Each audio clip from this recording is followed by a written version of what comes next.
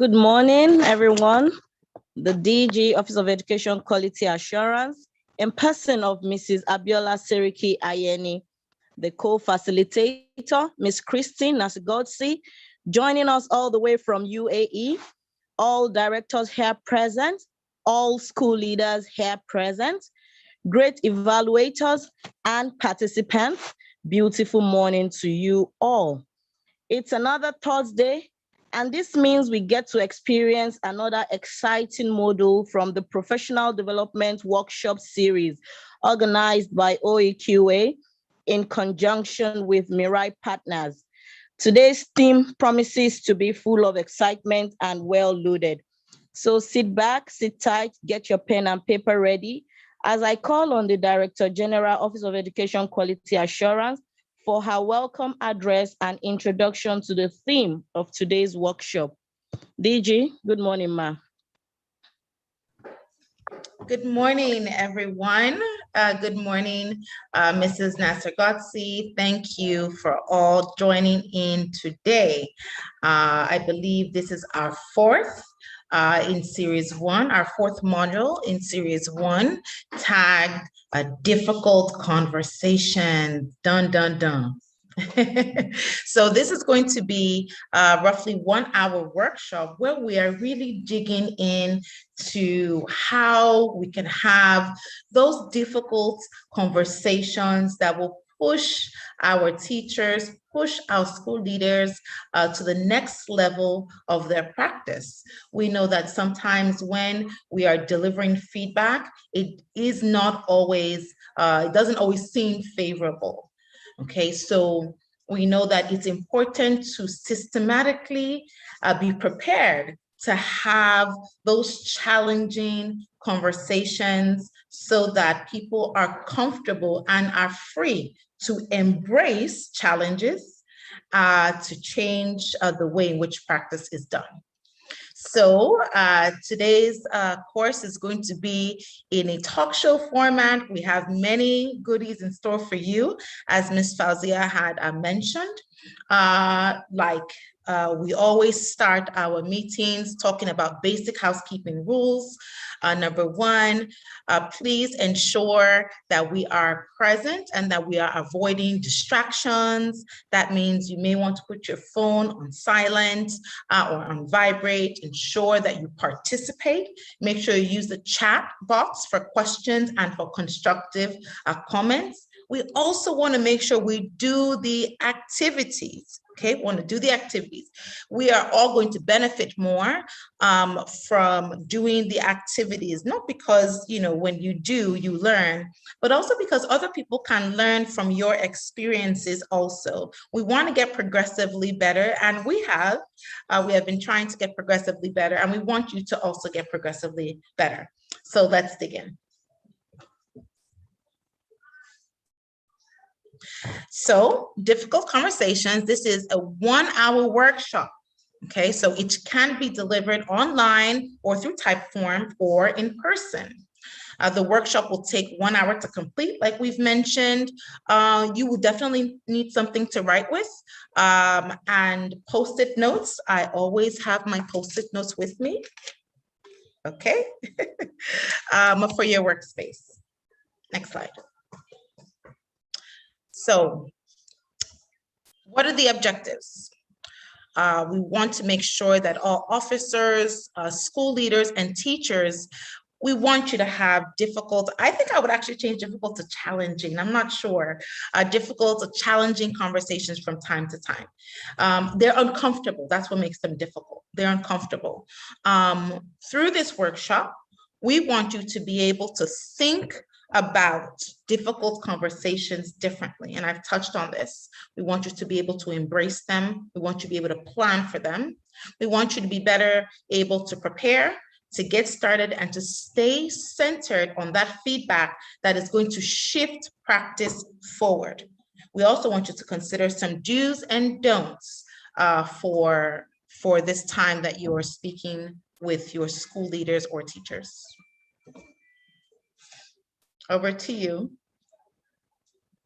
Ms. All right. I love this topic, and I am okay with saying that the conversations are difficult, but challenging also works, because That's true. I don't know about you, but sometimes there are conversations I put off. I'm like, I don't want to have that conversation today. I've done enough hard work today. Absolutely. Maybe I could have it tomorrow.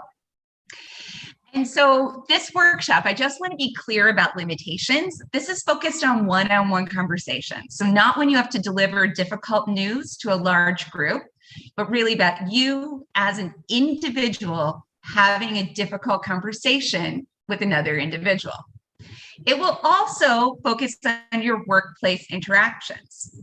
But I am also going to say, just between us, some of these strategies work pretty well with spouses too, and teenage children. Absolutely. Just Absolutely. pointing it out. And finally, I want to highlight that these will focus on your role as the initiator of the conversation. Sometimes you're on the receiving end of a difficult conversation, but today it's focused on difficult conversations that you choose to have and you initiate. So we're going to do a very, very quick icebreaker, right? Like this is a fast one. Using the chat, many of you have already shared your name and your district and your role. Great. We want you to add when you had your last difficult conversation, because we're going to be drawing from your experience and from our experience today. So let's say it's 10 a.m. in the beautiful state of Lagos.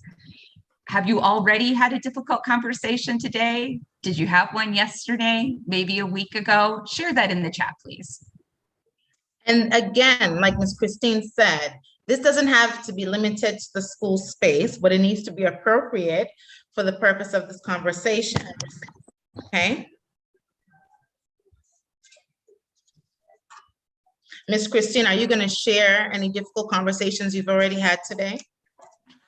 Actually, I have had like minor difficult conversations, right? One was about I had to tell someone that I thought they were going to face a regulatory challenge here in the UAE, someone new to a job. And it made me feel like a T-Rex stomping around the room, just crushing people's hopes. And yeah, I had to have one of those like weird conversations where you weren't sure what the objective was. Okay, so thank you. Ola Bisigiwa from District 3, Zone 8. Most difficult conversation was 3 weeks ago. You've done well then, right? You haven't had to have too many. Be sure to add into the icebreaker or into the chat, when was your most recent difficult conversation? How about you, DG? It's 10 a.m. Yeah, it is 10 a.m. It's 10 a.m. So it puts it a little bit in perspective, right? I would say a difficult conversation I probably had was a few days ago when I had to speak to one of my staff members about an assignment that had been previously given, and really trying to figure out, obviously I acknowledge the work that, that they've been doing well, but really trying to get at what the delay was. Oftentimes with difficult conversations, it's sometimes difficult because we don't always have the tools to support. So we don't want to relay bad news, but we still want results. So how are you able to do that, right? So for me, it's holding the person accountable, holding myself accountable in terms of the clarity of my directive that I had previously given. So if I wrote it down versus if I verbally told them, and getting progressively better. And that has mitigated quite a lot for me, because the heavy lifting is on the part of the person. So being able to, I think, mitigate that is part of what we are intending on learning today. And I was not always like that. Let's make that clear. I was not always like that. And I'm still not always like that. I lose it sometimes. But yeah, I've been able to mitigate it better by being able to understand what people are going through, or just asking how they're doing. Sometimes people are going through things that you may have no idea. So that's my little story. Awesome. And you know what, actually, as you were sharing that, we had some comments in the chat. We have people who have had difficult conversations as recently as yesterday, through to at the long end about 3 weeks ago. Part of that might also have to do with our difficult meter, right? You know, some people will think some things are difficult more so than other people. Thanks for participating in the icebreaker. We're going to jump right in today, okay? So I want you to, and like everyone needs to do this, that includes the DG, Ms. Fauzia, Mrs. Ashobu. No one is a stranger to difficult conversation. So I am going to give you 3 minutes of quiet time to actually, let me get my paper here. Hold on. Make a list in 3 minutes of a few conversations that put you off. Now, maybe that's an American expression, but you just didn't feel right about it. Didn't go as you planned, perhaps, or wished you could do over. Let's stick to the professional realm on this too. So you're making a list on your notepad. I'm doing it also.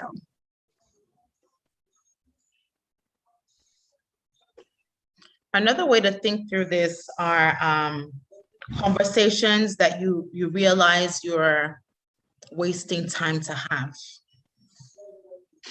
Okay, so if you're delaying a conversation and you're circumventing around it. Okay, so I'll also write mine down.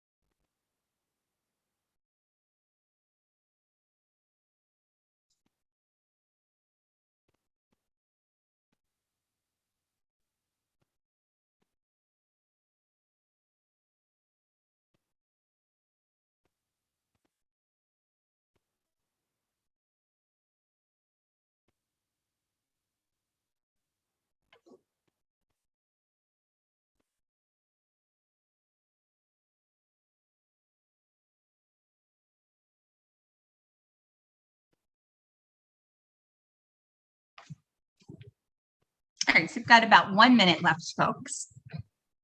If you're just joining us, take a look at the prompt on the slide.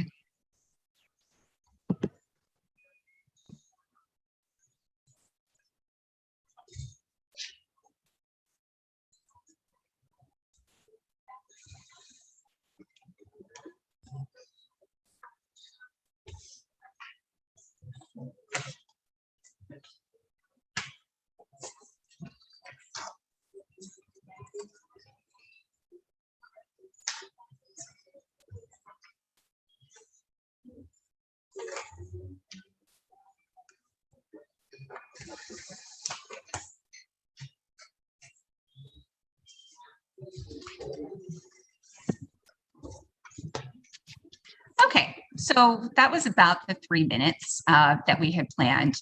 Now, as the DG mentioned, we are taking a talk show format today, which is going to involve me interviewing some of the members of the OEQA staff.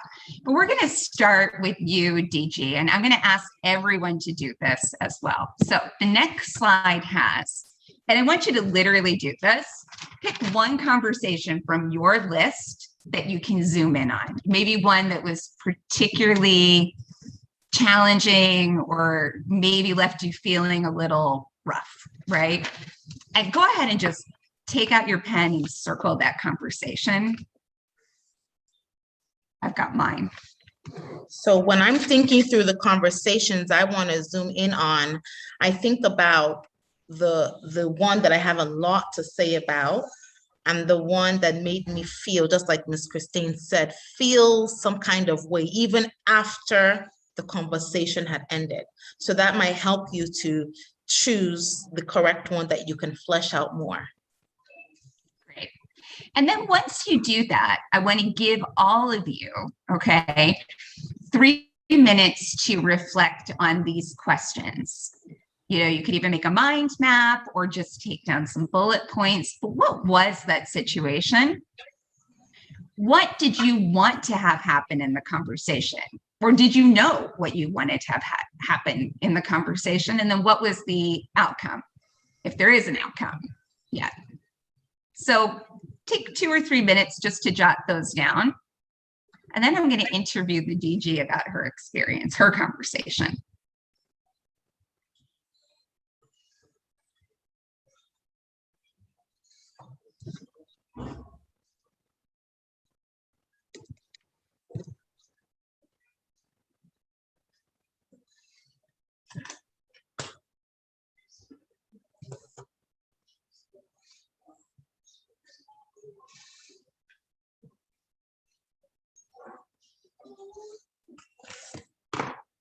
I just wanted to also mention, it's very helpful when you're doing this type of reflection. You can also use it for your students in the classroom, and you can use it during professional development sessions to get people to start thinking. And with this one already, I don't know if you can see what I've been, can you see that? SWO. So one would be, what is the situation? I would write that there. Then what did I want to happen? I would write that there. Then what was the outcome? I would write out there. So that is a very quick way to organize your thoughts. Look at you creating a graphic organizer on the fly. I'm a teacher, Love what can I say? That's right.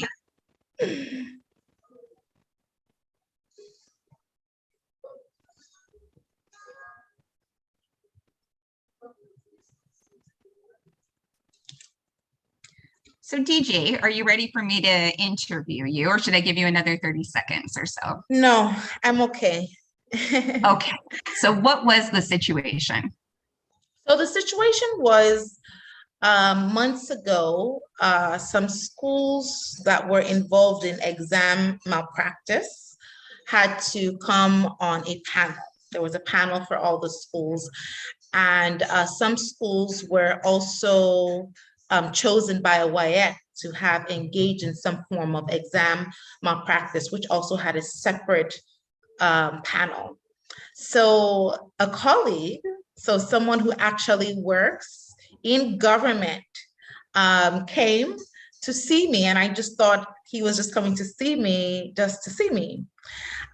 So in terms of the situation is that a school owner who happened to be working in government was part of these people who were in the exam malpractice panel, right?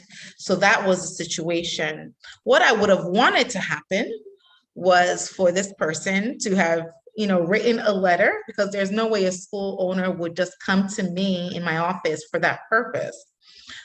Or I would have wanted the proprietor, I'll take off the government official here. I would have wanted the proprietor to just do what he was supposed to do.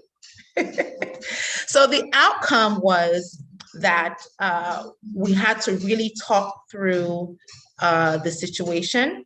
There was a claim that he hadn't received the letter on time informing him of the meeting. As a result, they missed the meeting. I had to have my director come in with the file to show that the school had signed for it about 4 days before the panel sitting, and talk through that. So obviously it wasn't a conversation I was prepared to have, but thank God, because everyone did what they were supposed to do, right? When you have standards and you are adhering to the standards, there's no question mark. I was able to tell him that I didn't make any concessions for anybody, and unfortunately, he wouldn't be an exception. So I've addressed the situation. What did I want to happen? Yes, I would have liked for him, I think he also said, oh, we're using it to make money and all of that. So obviously I wouldn't have wanted it to go that route. But at the end of the day, when I talked about, routing the behavior of school owners, routing the behavior of teachers by having standards and by making sure you're keeping to your standard, he walked out a bit happy, even though he still has to pay. He did ask for a discount and he wasn't given a discount. So I would say the outcome of that conversation is that I was able to still mitigate. I was still able to save a relationship without him feeling that he was being targeted or unfairly targeted in some way. Number one. Number two, I made it clear that we have set standards, and in as much as I would have loved to, not have him pay for that, it's important that I'm making sure that they have the tools they need to be more mindful of the practices, even if it's not their fault as a school. So yeah, that was a big one. I think it's really interesting too, because we're going to go back to some aspects of that, what you've just shared in a few slides, because you really managed to diffuse what could have been kind of a hot and bothered type of conversation. Absolutely. Right. Absolutely. So, one of the reasons why these conversations can be so difficult is because we're not mind readers. And in your case, you didn't know that this conversation was going to happen. Thankfully, you were prepared. Sometimes we're not, though, right? And, difficult conversations are because they're difficult because you don't know how somebody else is going to respond. And you're also not a mind reader. We've got our little mind reader up here. That's not us, right? And so what we're going to focus on now are some tips to understand the different types of difficult conversations and what we can do. Now, okay. Let me check who's doing this one. All right, so we are going to have our first poll. Yes. This is going to be our first poll. This is audience participation. There are 3 types of difficult conversations, and some are harder than others. So we're going to categorize these conversations that are about facts. The fact was, he was on a list of schools that were invited to this panel. Fact was, he didn't show up. Mm-hmm. Fact was, there was a fine involved in it. There are also conversations that happen on an emotional level, right? Mm-hmm. I feel upset. I feel that I was mistreated in this process. But then there are also conversations that can happen on an identity level. On an identity level, he could have felt, are you calling me a crook? Exactly. Are you calling me a cheat? Am I a fraud? So, exactly. So this is a question for you, Mrs. Shobu. If you can pop the poll up. Sorry, Ms. Fauzia, apologize. Which form of conversation, factual, emotional, or identity, do you think are most difficult?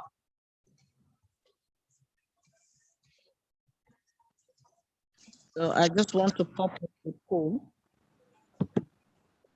Oh, it's there. Okay. Oh, launch. Hold on, I can do it. Oh, my job had something to say about this. Apologize.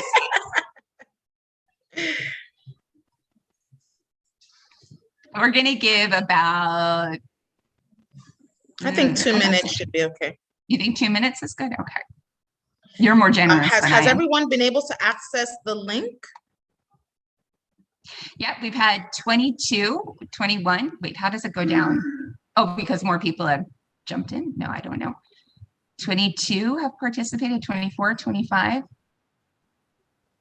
If you click on polls, DG, at the bottom, you can actually see the responses. Okay, I see that hosts and panelists cannot vote, so which is good. We don't want to be able to cheat. So good. So this is what came up for everyone. Okay. No cheating. We don't want that. No, we don't. We don't.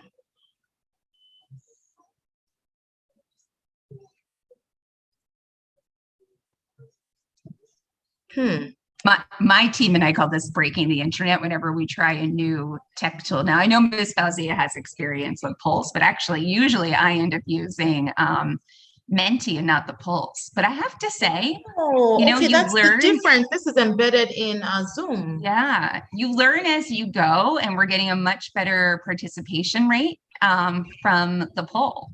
Interesting. Note to self. Yes, for next time, exactly. So people don't have to go to a separate tool. It's all embedded. Yes. Very smart of Zoom to do this. Well, many people are saying emotional.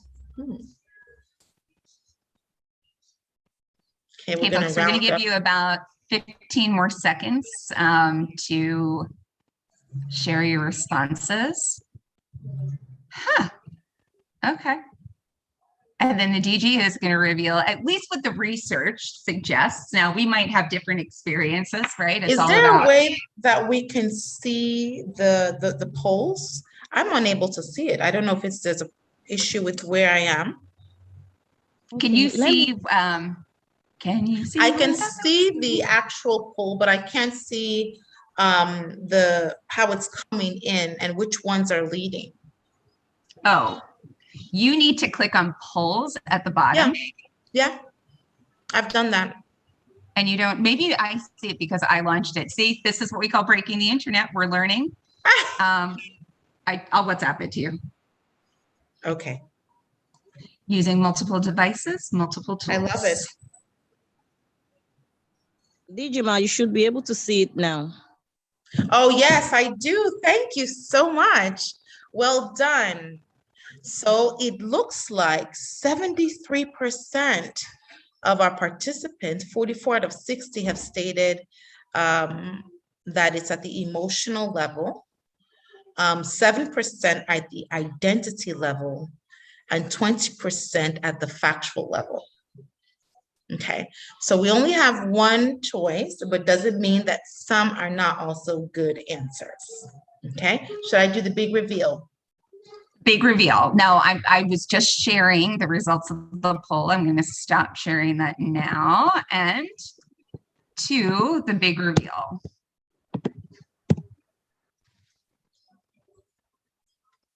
Da, da, da, da. Okay, so it's at the identity level. Emotional level is a very close behind because it elicits an emotional response, right? But if you think a little deeper at the identity level, think about it. So the example that Christine gave, I really like that, using the situation that I had talked about. Are you saying I'm a fraud? I've been working in civil service for 20 years. Are you saying I don't know my job?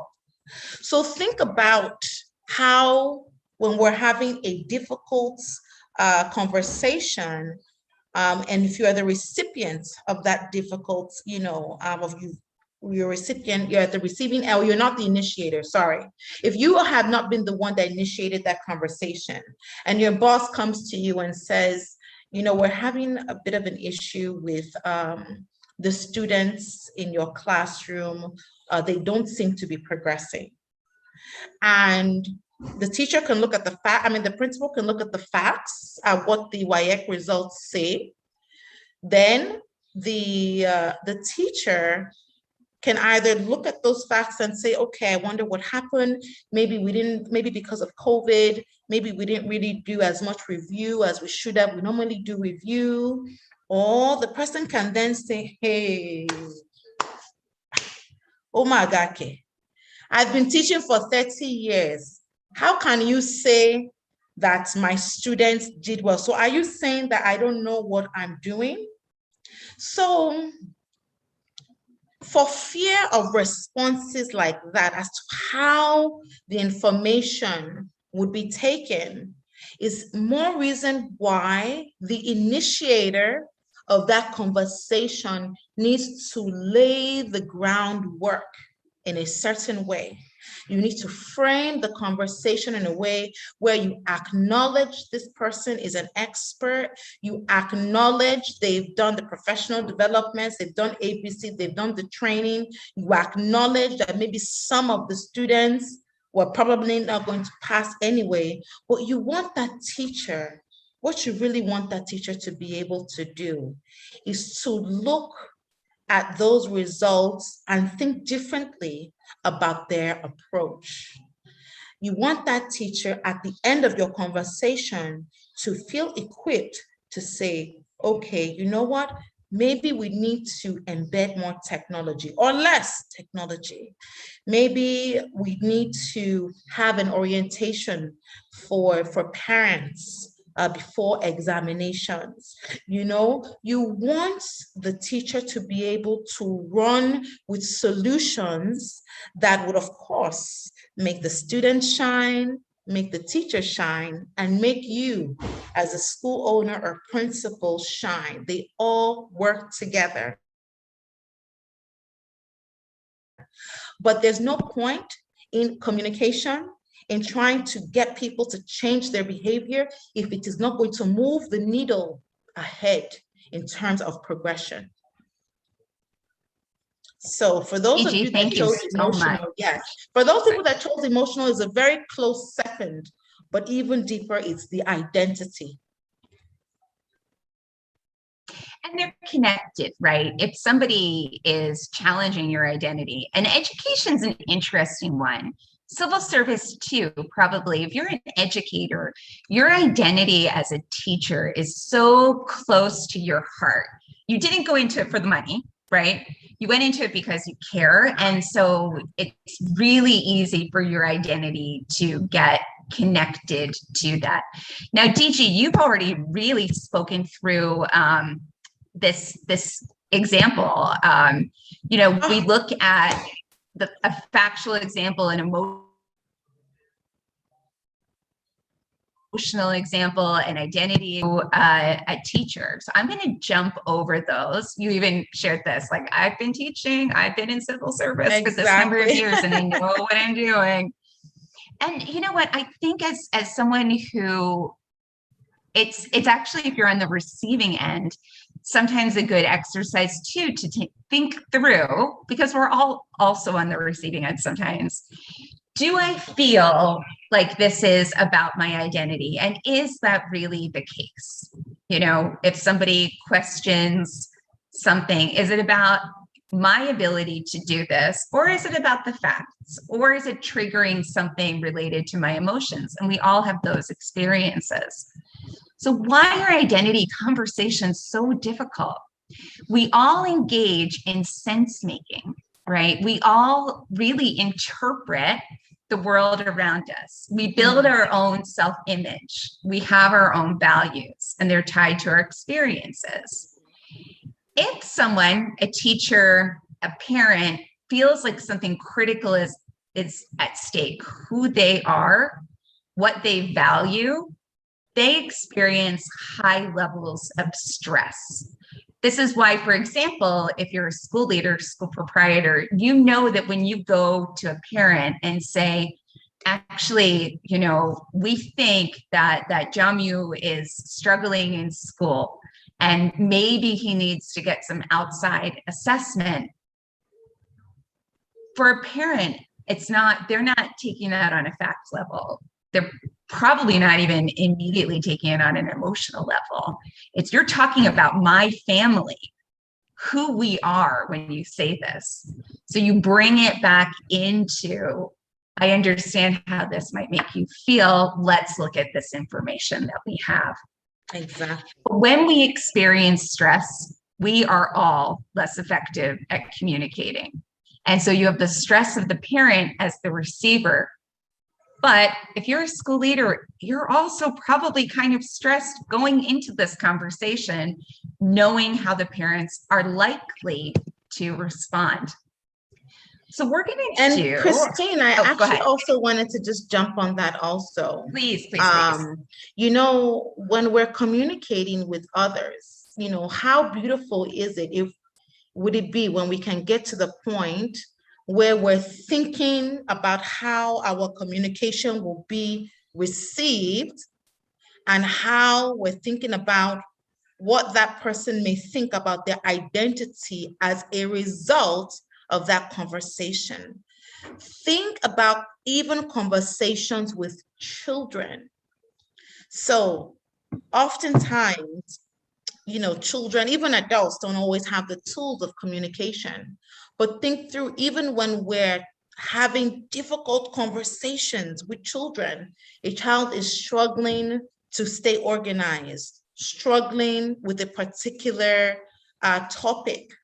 Yes, it won't be the same as with a parent, but let's think through what that child would then think about themselves and how can we plan for that in our delivery.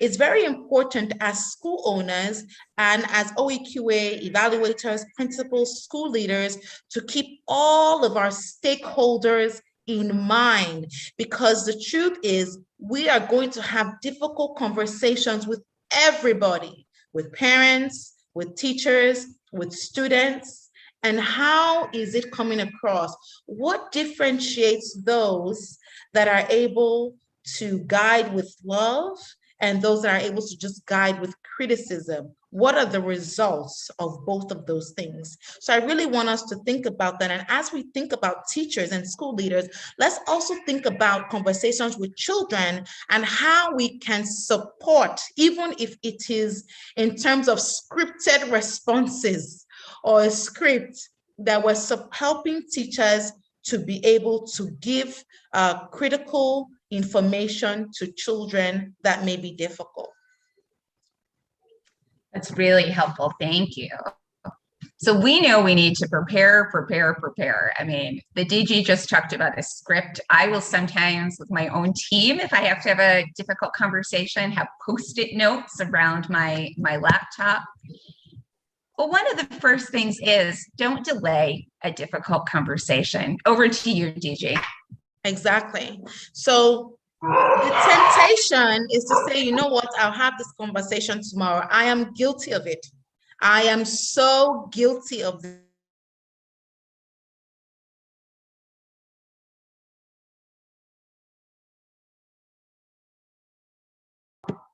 Oops, did you freeze or did I lose my connection? Likes to have them. So how can we think through how we prepare for a difficult conversation? There are a few things we want to think about. I've touched on considering your audience, considering the type of stakeholder you're working with. Think about what you know about that person or similar people, okay? Sometimes information you've gathered can help you, okay? Some of the things that you may want that may be considered a difficult conversation is maybe about how someone is performing, or maybe their attitude to work, okay? Yeah. It could be talking about stereotypical behavior. We've mentioned that. Confronting someone when it happens, feeling discounted or disrespected. Not everyone is going to show their displeasure. Not everyone is going to tell you they don't like what you said or how you said it. So how can you pick up on these things before they snowball out of control? Another thing is to consider finding out where you stand with someone that's hard to read. So maybe that person has a stoic face. You don't really know when they're happy or they're sad. How can you glean information from those that they do know or what they have showed interest in? Where none of us are perfect. I'm definitely the first to admit that I'm far, far, far from perfect. So even if you, as the initiator of that difficult conversation, if you realize that, you know what, I actually dropped the ball, I'm sorry, you know, that goes a long way when you have to address that. Okay, so we're going to actually do something kind of hopefully fun. It's a little risky for us as the panelists. Yeah, hopefully. So I'm going to ask Ms. Fauzia to launch the second poll because we are going to role play a difficult conversation. you, as the audience, get to pick out We have 140 what kind of you. What's that? I said there are 140 of them, so we should have a lot of people on board. Yes, you get to decide what kind of difficult conversation we're going to role play. That means we could not prepare for this in advance. This is up to you. So, Ms. Fauzia, are you able to launch the second poll? Or maybe I can do it. Oh, role play. Okay, it's up. Oh, no, that's not it. No, this is the old one. This is the old one. Hold on. Let me role play a different. Aha, here we go. This is fun. I like this whole thing. Which difficult conversation do you want us to role play? Go easy on us. So my acting skills will have to come out.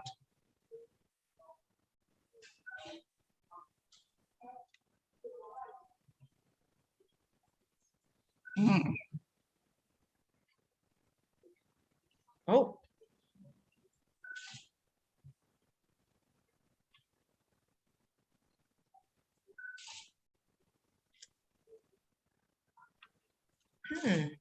It's interesting.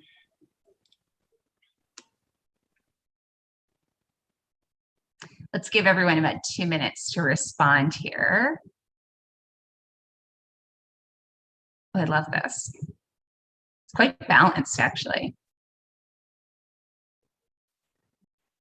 It's interesting. Okay, I was going to say some of them are not even mentioned, but discussing pattern of problematic behavior. Apologizing. No. Apologizing is hard. It's a skill. It is. I do it. I mean, it's. So I'll share while we're letting this come in something interesting about language. So, there's a famous American movie from the 1970s called Love Story.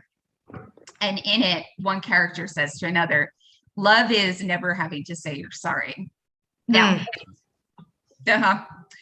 Which love is that one? Right? And my husband, where I get my exotically long last name, is from Iran. And in Farsi, it is very uncommon for people to actually say, I'm sorry. You may express regret or concern, but saying sorry rarely happens. So you can imagine how challenging that is when you know full well you need an apology. You are wrong. Yes. So, all right. So we have about 50 folks, and we'll do another 30 seconds or so here. It looks like we're leaning towards discussing concerns about someone's performance. Okay. Yeah. For sure, that's something that happens a lot. And I think that's probably super relevant for everyone here.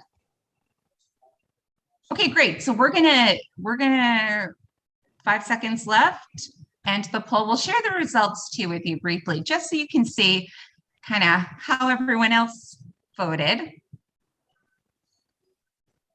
And poll,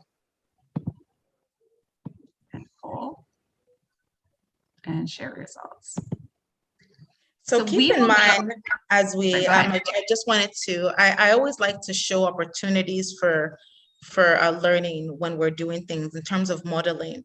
So school owners, EQA evaluators, and school leaders, this is another way in which you can engage your parents, you can engage your students, you can engage anyone when you're trying to relay information. So we typically just do the lecture type of learning, but this is a way to engage online using the embedded tools. For this instance is for Zoom, but I know in the past we've used Menti also, just so that people are better engaged with the information you're trying to share. Okay, great. Thank you, DG. All right, so DG, are you okay to take this on, to think about perhaps an upcoming difficult conversation you have? you need to have about someone's performance. Do you have a conversation like that coming up potentially? Sure. I'm sure I have many. Okay. Many. Okay. If people have voted, we will do this. So take a moment just to reflect on that. And while we're coaching the DG through planning for this conversation, we want you to think about perhaps, what would you recommend? What challenging conversations do you have coming up about someone's performance? Oh, or attitude. Ooh, performance or attitude. Okay. All right. So DG, let me just start off. Could you give us, obviously without breaking confidentiality, a quick summary of the nature of the conversation you have to have about someone's performance or attitude? Okay. So oftentimes when I have to come in directly, it would be for someone who is reporting directly to me, right? If those that report directly to me have let me know that maybe they are facing difficulties, I can coach them or give them advice on things that they should do. But where I would often have to have, that difficult conversation is if the person is reporting directly to me. So that means that it's either a head of department, a coordinating director, or a head of unit. Okay. So some of the things that I would have to consider in preparing for this.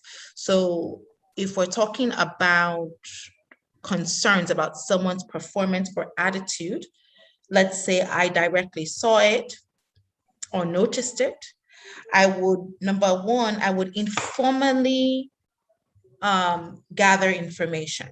So I would informally gather information about this person. So I would do so by weaving it into maybe a conversation with not just other colleagues on the same level with that person, but even maybe some of their staff.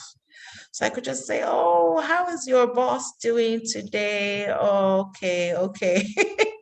Is she around? I hope she's okay. I could also informally gather information from that person also. So if I'm noticing that, maybe there's something going on, I can say, oh, Mr. or Mrs. such and such, how you doing? I hope things are okay. You've been on my mind. Just want to make sure, how's the family doing? I noticed that you haven't really been at some of those meetings. Oh, and they may say something like, I'm feeling a bit down. Oh, have you seen the doctor? Have you gotten tested? Please make sure you're taking care of yourself or something. And then I could maybe follow up like a few days later with a text message to say, I hope you're feeling better or something like that. So that would be more for maybe like an attitude of performance. Number one would be gathering information informally. Another thing I would want to know is, for instance, if they're accountable to someone else, I would want to find out from that person how this person is doing, right? So what experience have they been having with the person when it comes to A, B, C? I wouldn't make it obvious, but just for me to just weave the person into conversation. Normally, if you just say, I'm asking about person A, people always assume that it's negative. Mm-hmm. So you can frame it by saying, I've heard really, great things about this person. Can you just tell me more? What type of officer or how we can support this officer a bit more? What are some of the challenges? And then their boss can say, oh, the person lives very far. She just had a baby, things like that. So it's very important to gather information because sometimes the version of a person you get doesn't always tell the whole story. It doesn't always tell the whole story. So that's one way in which, so let's say that everything is just bad. Everyone has said bad things. Everything is just bad. Everything is just bad. Then what I do is I document. I think you should document anyway. And I always tell my officers, documentation also gives people the opportunity to improve. You want to make sure that you're actually giving them an opportunity to change their behavior and letting them know that things are progressively getting out of hand. You don't wait for 5, 7 things to happen, and then you are running helter-skelter that this person has destroyed your department. No. I also want to know what you've done to support that person. So for instance, if I'm noticing maybe there's an issue, the person may be overwhelmed, there's an issue with organization, I may try to say, okay, you know, we've had a conversation earlier today. This is just a summary of what we discussed. And these are the due dates. Let me know if you need any support.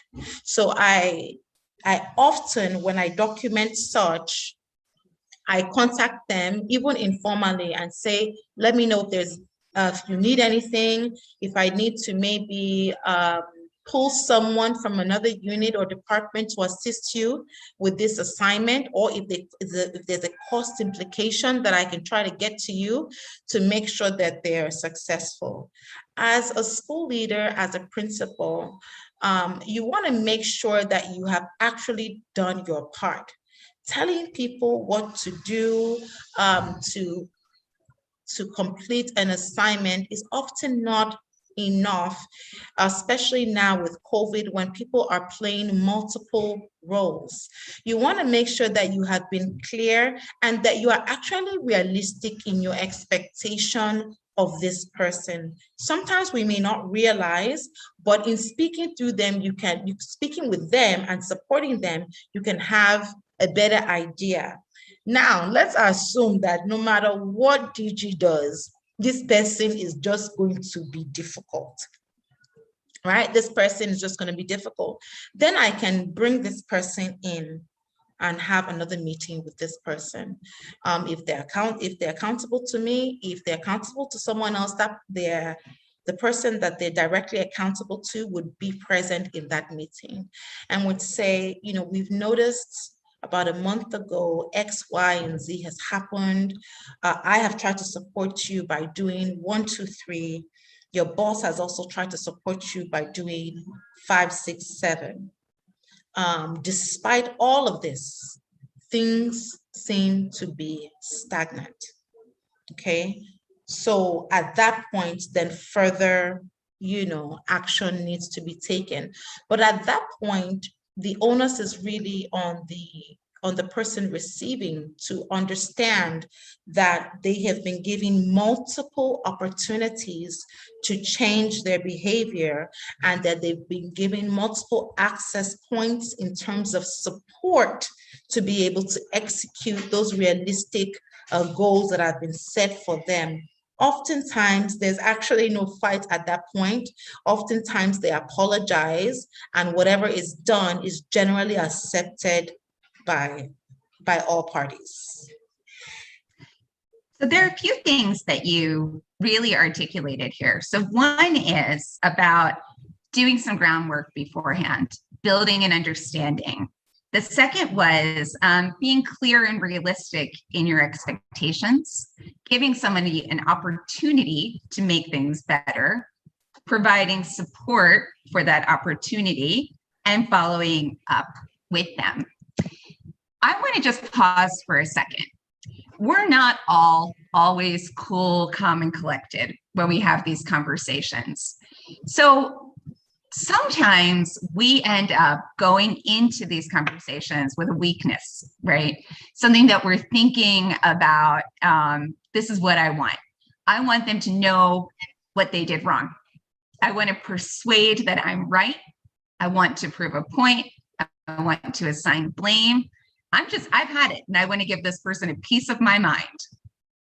Get them to do what we want them to do or what we think is right. Are any of these challenges for you, DG, when you're having a difficult conversation?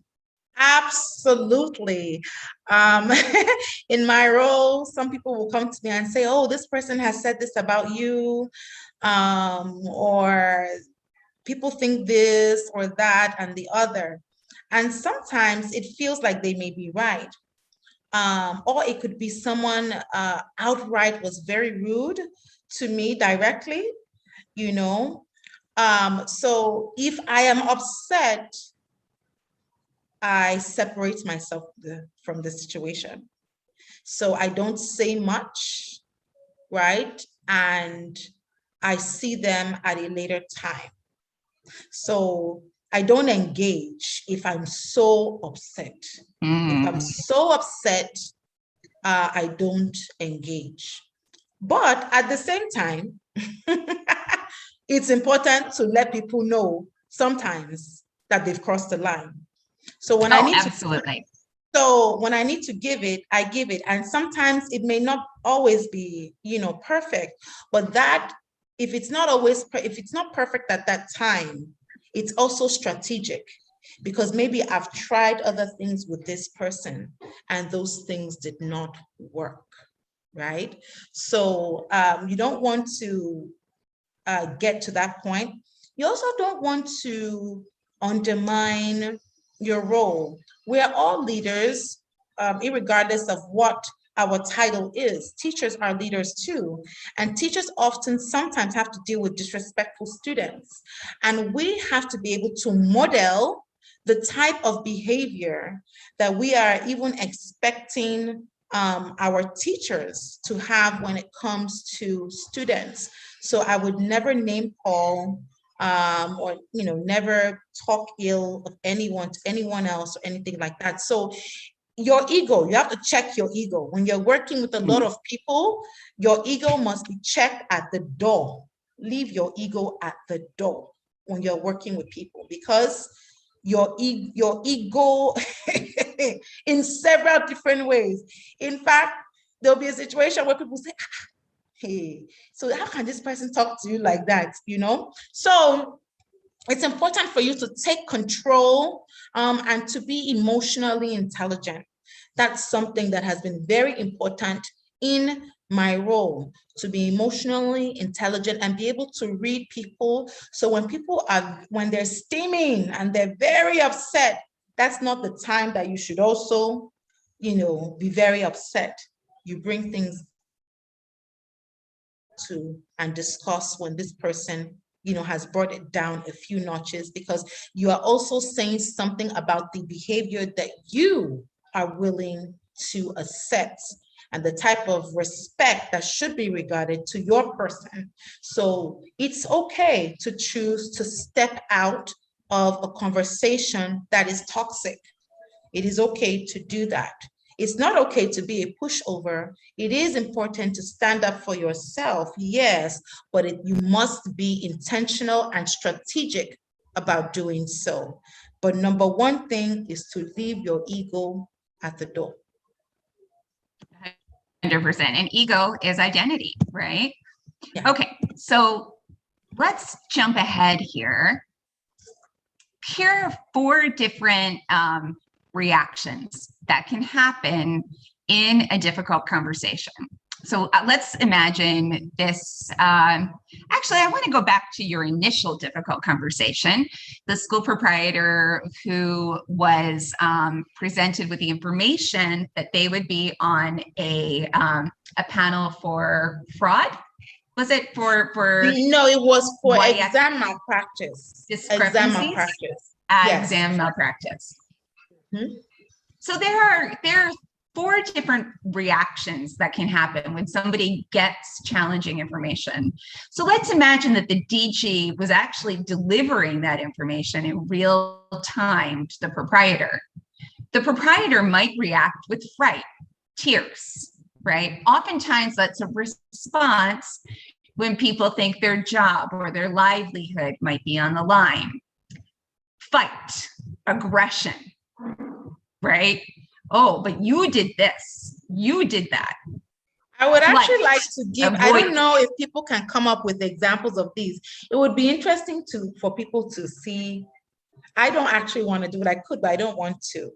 But it would be interesting to see what people, if the school proprietor were to react in fright, what would that look like in terms of how I'm talking to them? So for tears, I would say, if I were talking would you to want them, to call on someone? Yes, okay. Let me look at our participants. Taiwo Adedokun raised his hand. Okay. Does he want to go ahead? All right. So reaction, fright, tears. How would the school proprietor react? And Ms. Christine, do you need me to communicate differently in each of these circumstances, or should they assume what the reaction would be? Okay, so this is the scenario. You've just told a school proprietor that their school is going to be under investigation for exam malpractice. But they have to would pay a fine, yes. Oh, and they have to pay a fine, right? How might they react? What might it look like? And go ahead and call in someone from the audience to share what they think could happen. Let me try to see if people are falling off now. No, that you've kept them. Oh no, one person just dropped. One person dropped. But that can be the network too. What about Mrs. Adeyinka Adeni? Mrs. Adeyinka Adeni, please give us an example of a school proprietor reacting out of fright, tears. Hello, good morning, the DG, Ms. Christine, and other great evaluators. Good morning, ma'am. I can hear. Yeah. Yes, ma'am. A school owner acting out of fright, it could have been caused by anything. Maybe they received a circular from the office concerning certain things they have not done well. Maybe there has been an investigation in the school. Maybe we actually want you to role play, act it out. How would they react? Okay. Yes, ma'am. Okay. So an evaluator. No, as a school owner that has been told, that has received a letter, your school was found to be engaged in exam malpractice, and you have to pay this very hefty fine as a result of it. So if you were to react as reaction number one, fright, tears, how might they react? The school proprietor, some of them can be very dramatic. Some can kneel down, especially a woman. If it happens to be a woman, the woman can kneel down and hold the leg, one of the legs of the evaluator that is in front, and say, where do you want me to get the money? They did not cheat in my school. Oh, how could you have come to a conclusion that they cheated in my school? Some can be crying, some can scream, and some can be even, some can be angry and say, I'm not going to pay that money. After all, you are collecting tax. So you've actually helped us to do number two, fight, aggression. You've helped us to do 1 and 2, it looks like. Okay.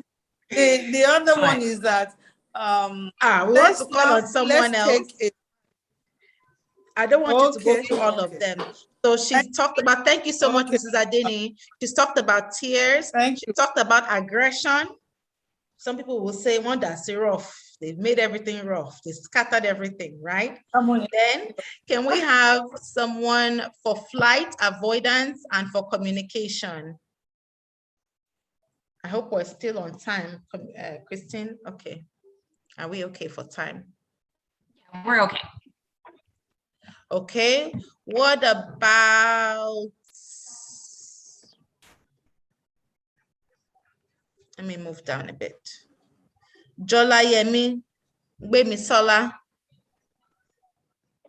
Jolayemi Gbemisola.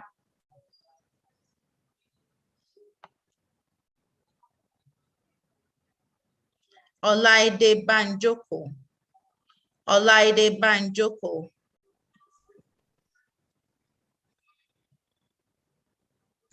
I can give an example of flight if you want. Okay. Yes, go ahead. While we're waiting, because that's a little bit trickier, right? In an in-person moment, what does that look like? So that can be avoidance in person. And I'll give you an example from my training experience going back 12 years ago. There was a teacher I'd been working with. Very simple ask, classroom environment. He needed to improve his classroom environment. And after 2 months of him just not doing it, I was like, I need a date. When can I come back and see this? And instead of fright, which would have been, the tears or the fight, aggression, you think I have time for this?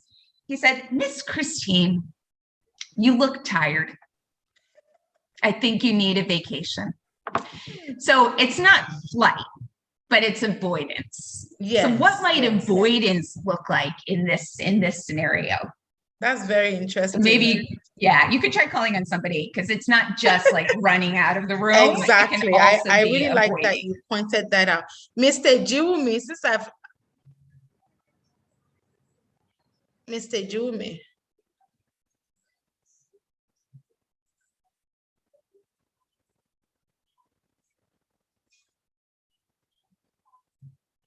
Anyone else? Mr. Jumi is not. I think I need to unmute them, ma. Okay.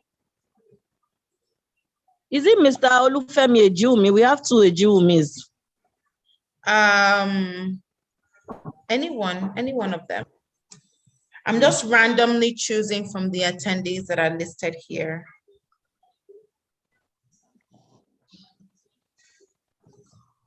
Okay. Mr. Olufemi Ejumi, please unmute yourself. Okay. Good morning, ma. Good morning. Well done.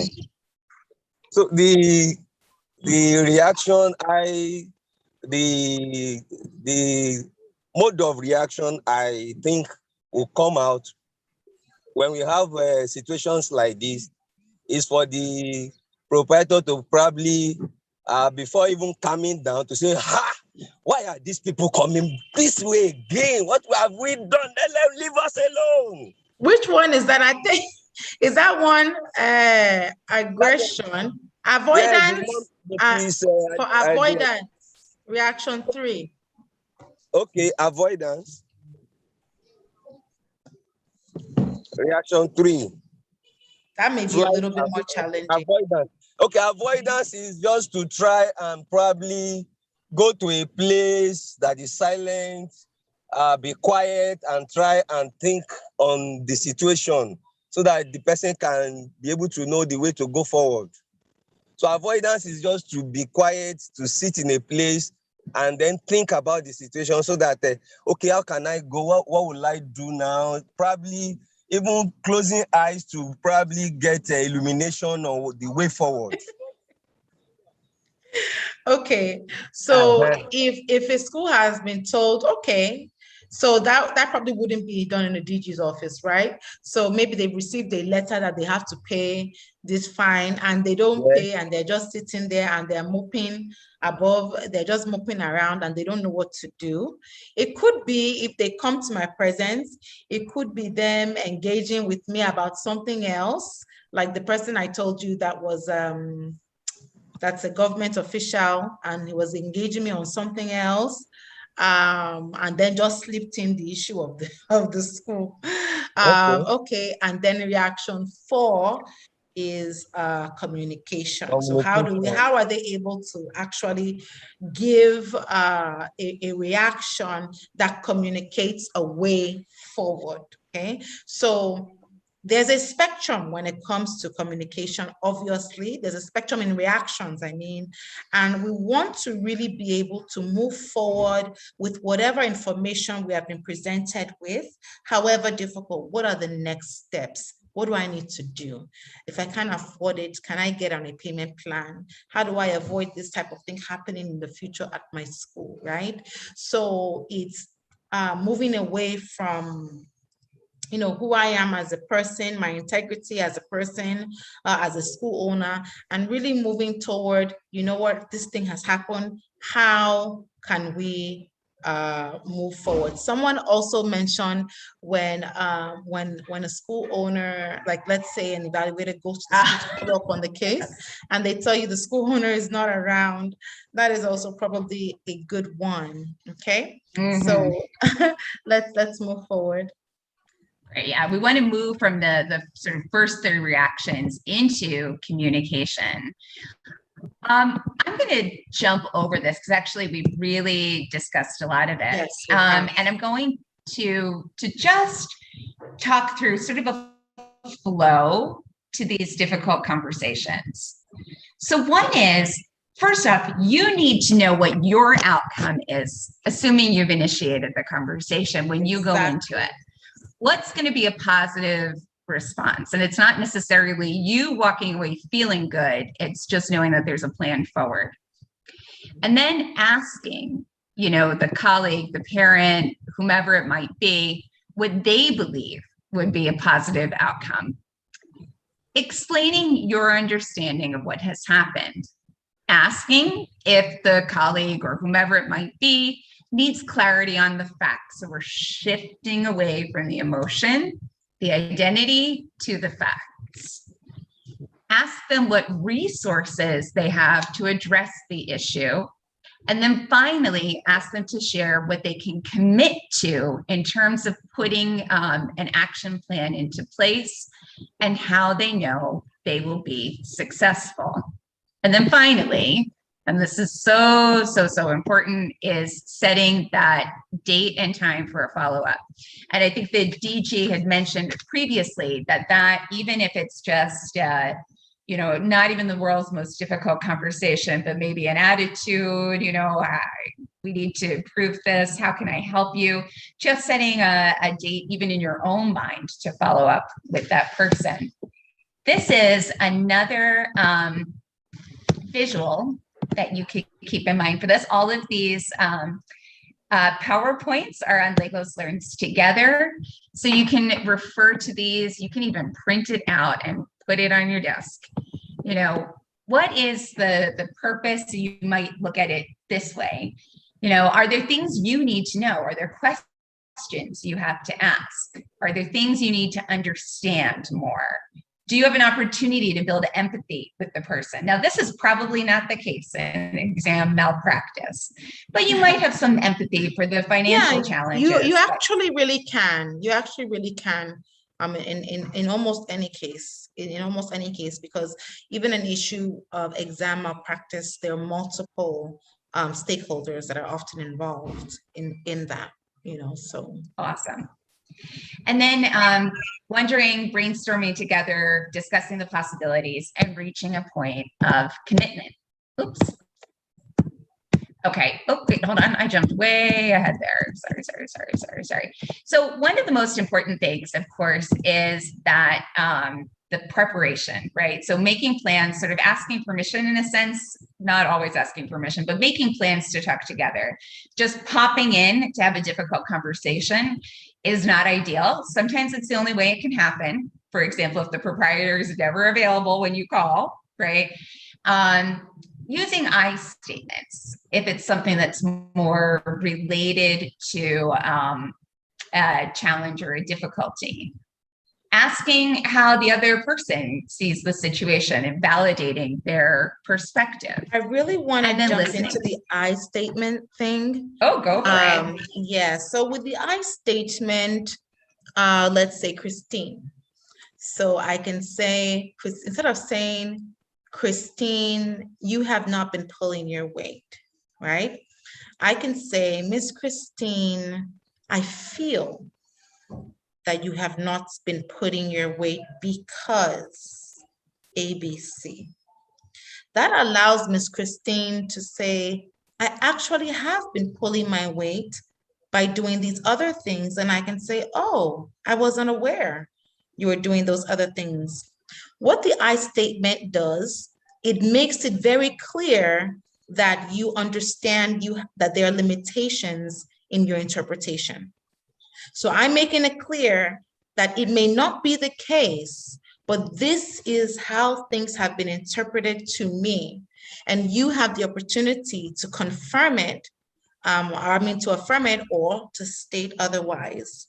It really takes some practice doing I statements. And I know there are situations where I statement will not work, but it's good for us to practice doing that. Like in this case, the example you gave, the I statement might actually come partway through. I understand that monitoring all of your teachers is challenging when they're delivering exams. Let's think through how you might be able to address this next time around. Exactly. If that's the response. Yes. But sometimes, despite all of your preparation and the best of intentions, things just go wrong.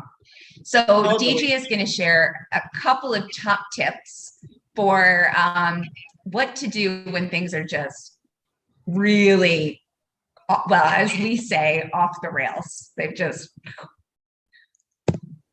It's a jam.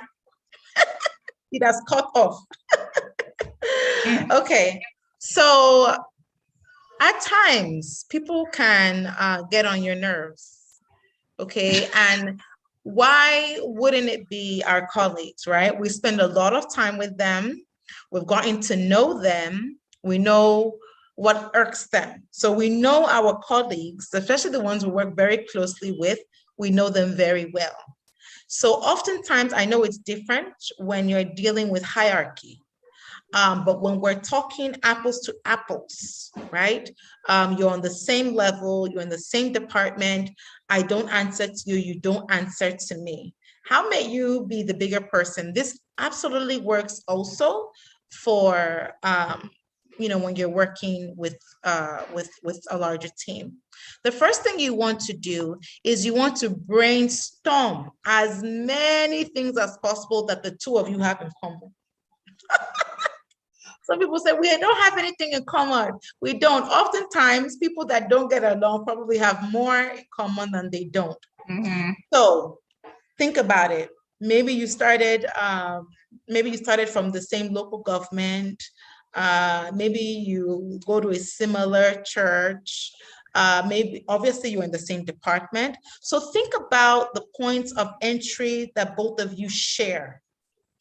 Okay, maybe you know similar people, you like doing certain types of monitoring against others, you teach a certain subject, think about that. Then write them down and then say them out loud. So you may say, why do you want me to say them out loud? Oftentimes, saying it out loud helps you to realize that, you know what, this is another human being too. This could be my sister, this could be my spouse. This is a human being that has other things going on. Maybe they have children, I have children, so there's similar things that you have, and saying them out loud helps you to internalize some of those similarities. And you're right to think this would be a super awkward thing to do. But there does come a point with a colleague where you are so unproductive together that you can actually say, listen, we need to find a better way of working or we're both going to fail here. So let's start with this. You said, we're both going to do what? Fail. Some people will even say they're both going to kill one another. Well, if you're not alive, you're not succeeding. Exactly. Right. We want to keep you alive. But, and this also works in other contexts. I'll give you an example. This is actually something that I took from a teacher who I worked with who had some very difficult parents. And at one point she said to a parent, you and I are going to have to find a different way of working together to support your child, or he's not going to have the success he should have this year. And so they actually did this. What are some things we have in common? Well, they both were concerned, about his progress. Yeah, over the year. They were both for members of the school community. So there are ways that you can do this. And yes, it is really awkward. This is like an emergency intervention for when things are that bad. So hopefully we don't get to this point. But it happens. So, all right. Okay. So these are, I was talking earlier on about having scripts. Okay, so sometimes before things become natural to us, they're mechanical. And this is an example of that. So these are a few phrases or questions that may help. So you can say, for now, let's focus on your role on improving this situation. Okay, so what is it that you're in charge of? What area is it that we have to, that I need? What information do I need from you to be able to do my job also? Okay, so let's focus on how your role can be improved.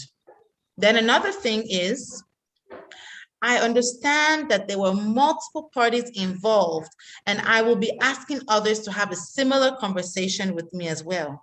But let's focus on what is within your power or your remit to improve. So they can say, hey, I wasn't the only one, and it wasn't me, it wasn't just me. I understand. Okay, so Mrs. Taiwo, I did, please mute yourself. Thank you. Okay. So what is within your own control? What can you control? We know we can't control other people. That just goes without saying. We can't. We cannot control other people, but what can you do? And how can you help that person to figure that out?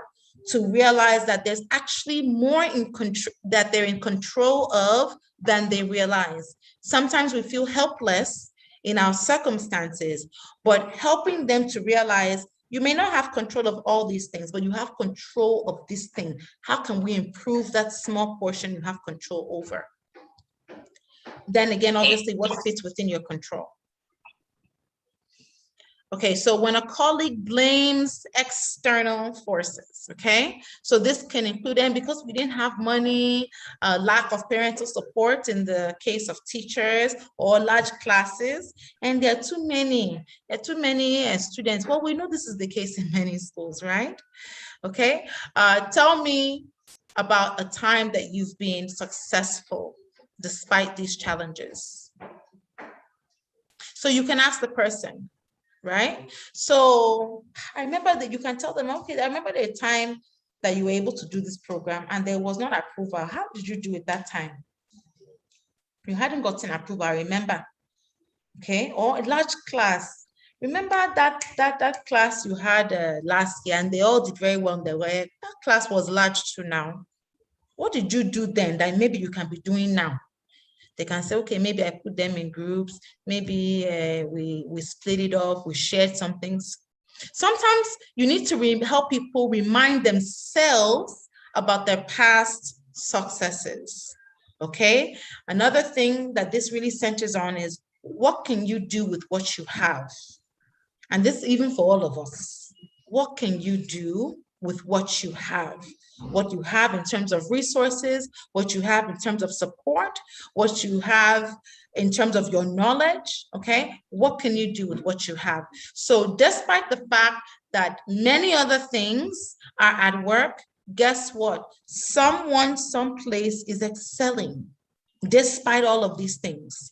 So how can we zoom in on the power of the individual to turn things around? Okay, so we are wrapping up, and I think, oh my goodness, DG, we've done it. We're on time. Well done. We're doing a quick plenary in the chat, which is one new idea from this workshop. So what's one thing that was something perhaps you hadn't thought about before? 2 questions that the workshop raised for you, and 3 actions you can implement this week. What are 3 things that you could try doing? So you'll just share that. This plenary 1, 2, 3, Ms. Christine. Yes, it's a good one. I love this. Yes. So yeah, please share in the chat. And DG, maybe it looks like there are a few people with their hands up. Please, so Matt, Ms. Fauzia can help us with that.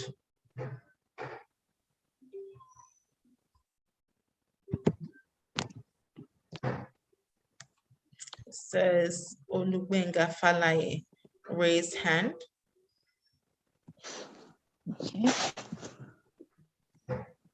Cool.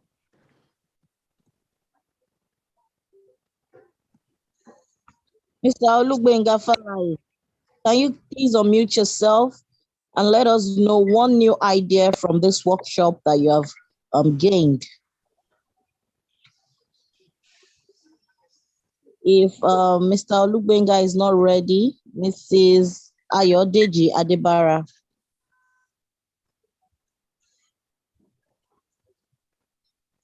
We are now in the plenary 1, 2, 3 segment, and would like to know what new idea have you gotten from this workshop, or any 2 questions that this workshop has raised for you.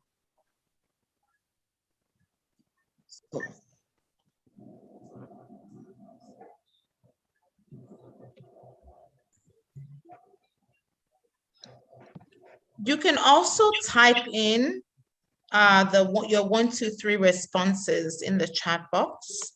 I know for some people, maybe it's an issue with the technology also. I also want to mention, I'm always going to draw this back to the classroom. This 1, 2, 3 is really a great way to quickly assess maybe even a lesson, okay? So if at the end of a lesson, a teacher says, okay, I want to know 1 thing you've learned from today's lesson, 2 questions that this lesson has raised for you, and 3 things you may do differently next time you're approaching this topic, what would it be? Okay, I really like this, especially when it comes to the arts subjects. So I like this particular feedback form because it's simple and it's quick. It doesn't require a lot of writing, a lot of thinking. And Shagun Ogunyemi shared one new idea from this workshop, in my opinion, is that the identity level of conversation is the most difficult of all 3 levels of conversations. Awesome. Thank you for sharing that, Shagun. Shagun, sorry. Thank you, Miss Christine. Okay. Someone also said I've learned how to construct my conversations better.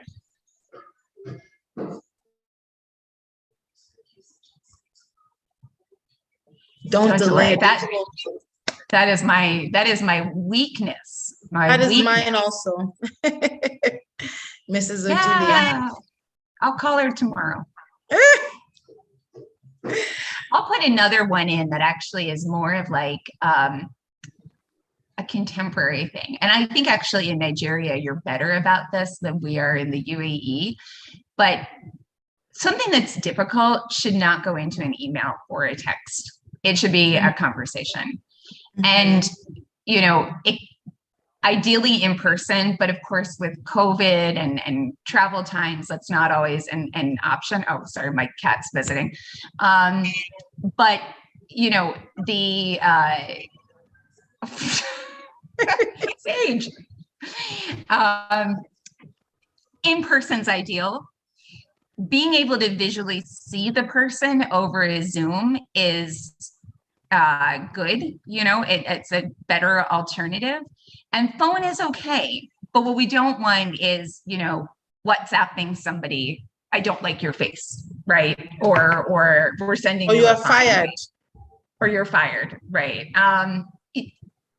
Formal letters sometimes have to happen, of course, but a formal letter can be delivered in person. A formal letter can be followed with a phone call. It can even be preempted with a phone call. You will receive a formal letter. I want you to know what's coming. Idowu Celestina raised her hand.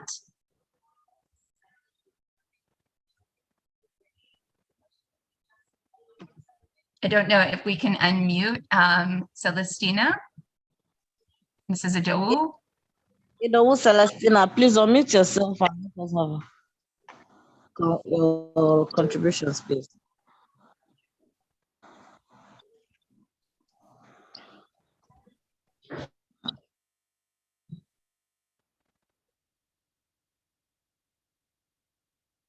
I love all the comments that are coming in. And by the way, if you found this helpful, there will be, and we'll have to check the schedule for this, an instructional coaching workshop, which also digs into a lot of those change leadership conversation tips.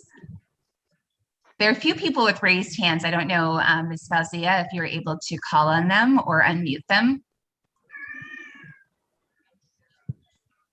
Yes, I have. Oh, okay. Thank you. Okay.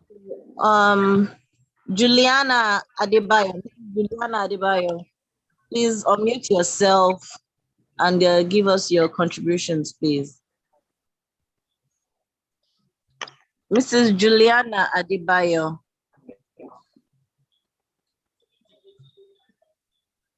You now have the permission to give your contributions, please.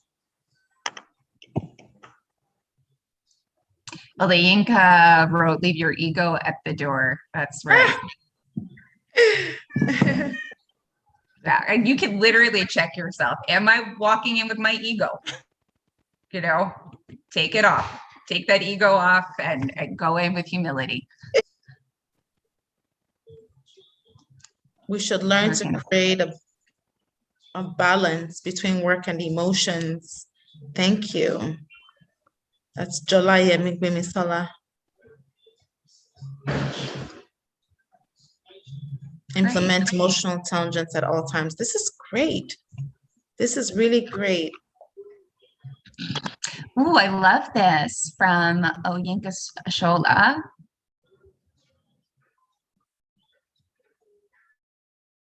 You can't change anyone, but you can change your perspective. I say that all the time to my teenage boys. Absolutely. And that's one thing we did say at the beginning. This is about professional conversations, but for sure, any of these tips can also work when you're having tough conversations at home too. Well, DG, we're about 5 minutes over time, so perhaps we let everyone get back to their busy days. Yes. And yes. Thank you, and we'll see you the next time. Thank you so much.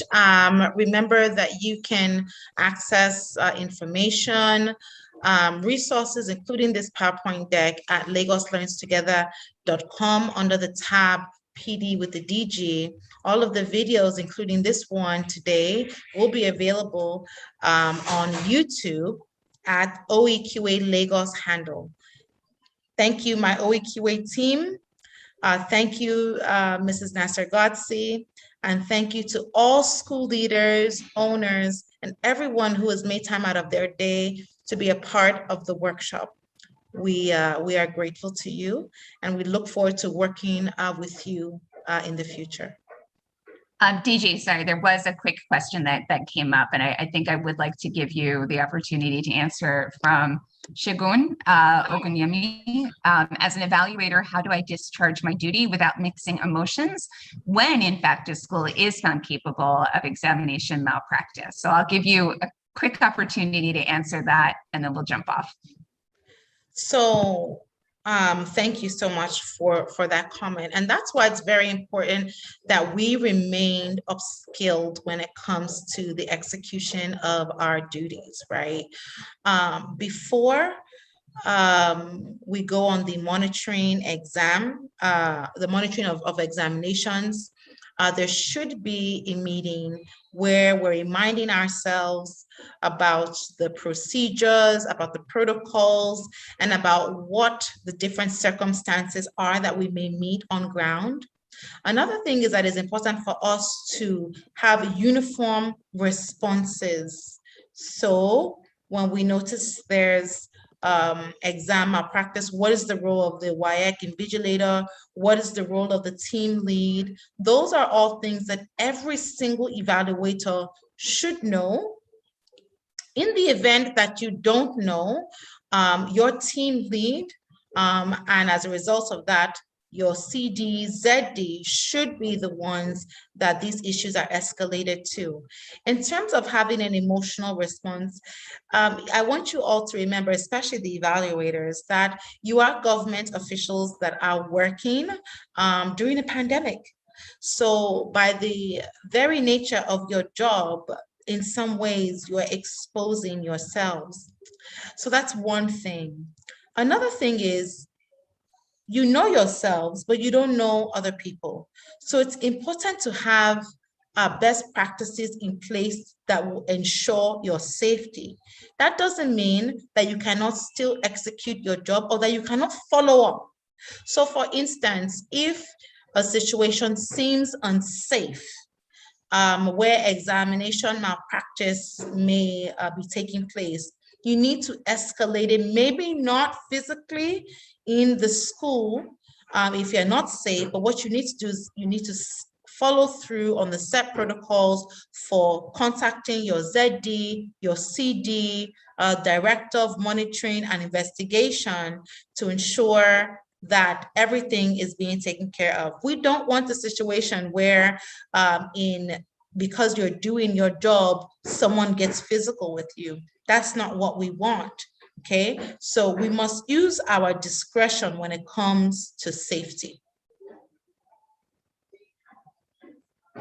I know there are other questions that are here, but I do want us to wrap this up. DJ, I'm going to pass you, I'll send you the last question on WhatsApp so that you can reach out to the individual. And so, thank you, everyone. Thank you. Thank you, everyone. Enjoy the rest of your day. God bless you all. Bye-bye. Thank you. Bye.